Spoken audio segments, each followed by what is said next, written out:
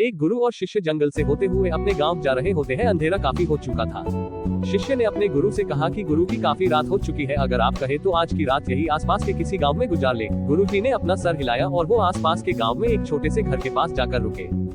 अब जैसे ही वहां गए तो गुरु जी के शिष्य ने दरवाजा ठकठकाया। उस घर से एक गरीब आदमी बाहर आया तो गुरु जी ने बोला, हम अपने गाँव जा रहे थे, लेकिन काफी रात होने की वजह से हमने इसी गाँव में रुकने को सोचा। क्या हम आज रात आपके यहाँ रुक सकते हैं? गरीब आदमी बोला, हाँ क्यों नहीं, आप दोनों अंदर आ जाइए। अब जैसे ही गुरुजी अंदर गए उन्होंने देखा कि उस आदमी के घर में बहुत ज्यादा गरीबी थी। गुरुजी ने उससे पूछा कि आप काम क्या करते हो? वह गरीब आदमी बोला कि मेरे पास बहुत सारी जमीन है। तो गुरुजी ने बोला, अगर तुम्हारे पास बहुत सारी जमीन है तो इस तरह से क्यों रह रहे हो? वह आदमी बोला, ये किसी काम की नहीं है। गाँव वाले बोलते हैं कि ये बंजर जमीन है, यहाँ पर कुछ भी नहीं उगाई जा सकती है और वहाँ फसल उगाना बहुत बड़ी बेवकूफी है।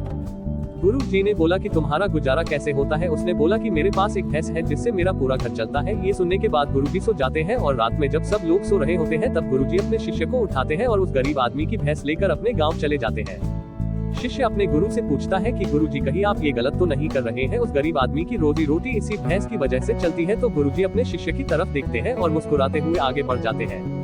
उस बात को तकरीबन 10 साल गुजर जाती है और जो गुरु का शिष्य था वह बहुत बड़ा गुरु बन चुका था। तो एक दिन उन्हें उस गरीब आदमी की याद आती है कि मेरे गुरु ने उस आदमी के साथ अच्छा नहीं किया था, मुझे एक बार चलकर देखना चाहिए कि वह आदमी अब किस परिस्थिति में है।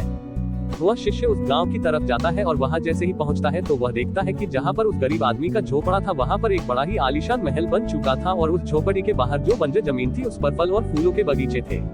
तभी उधर से उस घर का मालिक आता है। शिष्य उसे पहचान लेता है और उस आदमी को बोलता है, तुमने मुझे पहचाना? मैं अपने गुरु जी के साथ आया था, हमने एक रात के लिए आपके यहाँ रुके भी थे।